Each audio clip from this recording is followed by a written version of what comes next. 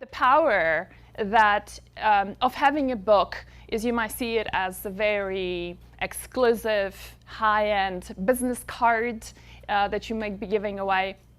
It certainly opens up doors. And so let's talk about what's the beauty about getting published. And having gone through both the routes, I thought I will share my experiences on both sides.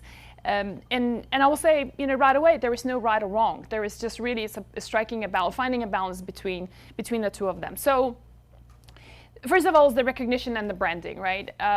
You can't really get on national television if somebody's aspiration is to be a speaker or show up on national television stations. You will not be able to most likely get on with a producer. The producer won't take you on unless you're published by one of the major publishers. Does it help with branding? For sure.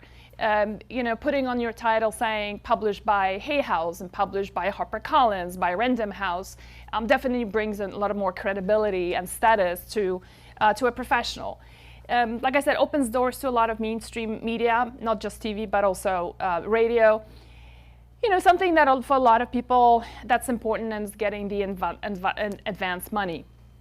I feel it's a little bit of a two-edged sword because on one hand it's a great way of getting funds ahead of time so that it frees up your time to really focus on creating the book and creating amazing content and not having to be maybe as involved in the business. So I guess that's a huge benefit there. The other side of it is that at the end of the day in advance, I see it as a bank loan. You still need to pay it back, meaning that whatever royalties an author is going to be earning, those royalties will be deducted from that advance. So the higher advance you get at the beginning, the longer it's going to take to get back those royalties. A lot of times people say, well, I got $1 million deal, right? And that person might take as long as 3-4 years to repay that advance before seeing any royalties coming in. A lot of people want to get published because of the editorial excellence. I mean, no doubt the big publishing houses have incredible editors who are both strategic, who have great storytelling abilities, who have also an eye for detail, something that a lot of times as authors we don't. So the editorial excellence can definitely play a huge role.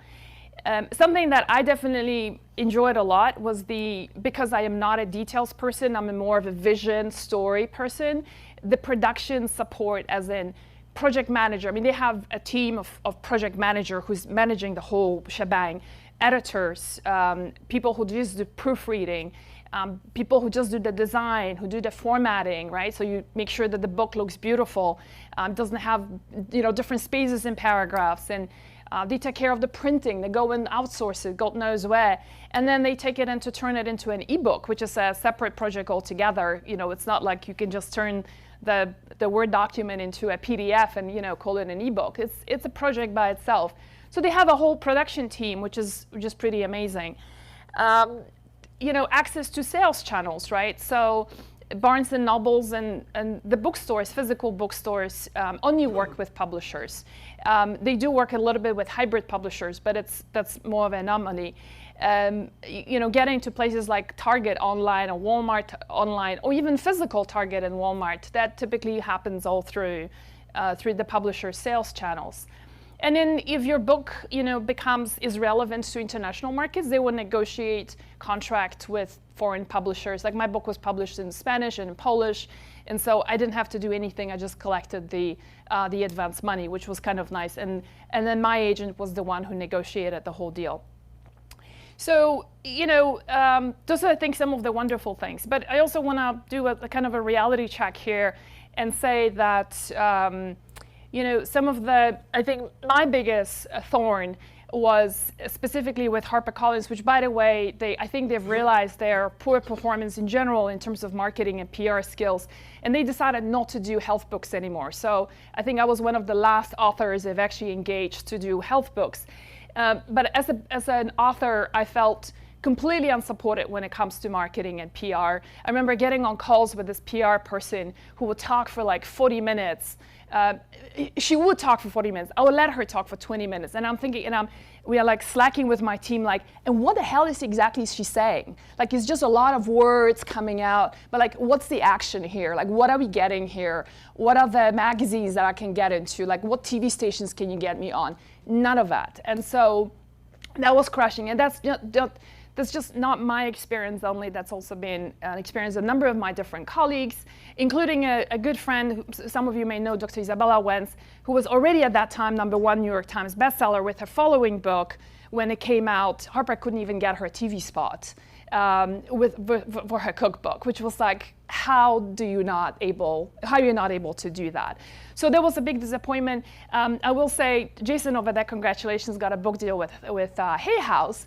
Hay House is one of the exceptional, I would say, publishers who, I know a number of people who have published by them, and they have an incredible support for authors. And so, so there is, I think, exceptions there, which let's talk about in a second, some of the best practices of working with a publisher. The other one is, income from royalties is only between 7 to 11%. So if you look at my book, the one that's in front of Mark, the teal color, I mean, it's if you throw it at someone, I can hurt you with that stuff, right? I mean, it's a nicely done book, but it's also costs a lot of money to produce it and print it. So for books like that, like my royalty is only 7%. If you're printing that in black ink, right? Like a lot of you here, or if it's just a narrative kind of a book, then it's then the royalties will be higher because the production cost is lower. So it ranges about 11%. And I'll show you in a second of self-publishing how different that is. Advance needs to be paid off at the end of the day before you continue getting any royalties. And then let's not also forget the agent also takes 15%, which is justly so. They do a lot of work to land a deal, but it's a part of reality is that 15% of the contract is going to go to an agent. You're signing away your copyrights, right? So like I can't take parts of this book and then use it in my webinars or other materials. That will be a breach of contract. There could be editorial differences. So Jason and I were talking just before this, and like how different, for instance, could be on title. For example, not agreeing on a title or subtitle. For instance, my publisher came back and said, I want you to lead on the subtitle. The title we've agreed on, Cooking for Hormone Balance. And then the subtitle, they wanted me to talk about weight loss. And I have resistance around it because I felt like weight loss, especially the word loss, is so abused, is overused, is not my audience. And I felt there were other benefits that I really wanted to focus on, like strength and energy and better sleep. And so then they came back and they said, well, is the sales team that he's insisting on that? And the sales team, because they're going to be opening up all the channels to you, we have to listen to them. And I'm like, okay, what is the percentage of books that's going to be sold through your sales channels? Sales channels meaning like the Walmart, the online, the bookstores. And the answer is less than 10%. Now, who's the responsibility going to be on to market the book? The author. And the reason why you get a hell of a lot of advance is because I have a large platform. And they're expecting me to market this book to my platform. So that's why they're giving me that advance. But their sales channels are going to contribute less than 10% in terms of sales volumes. So why are you telling me what title or subtitle I should be putting on my book and be marketing that with if this is my audience I'm talking to? So we had a big war. My editor finally took my side, and she said, you know what, I have worked on so many health books and I've done so much damage in the industry that I think it's time to redeem myself. And so she took my side, and we compromised as one of the last benefits in the book, if you look at the subtitle, says healthy weight. So I was like, okay, I can live with healthy weight. And we lead with other benefits. So, but I do know a lot of colleagues who have not been that lucky, and they have lost those wars and walked away, sometimes returning the advance, terminating a contract. But not all publishers are the same. I feel like the role of your literary agent is paramount in this. Your literary agent is going to be your best friend.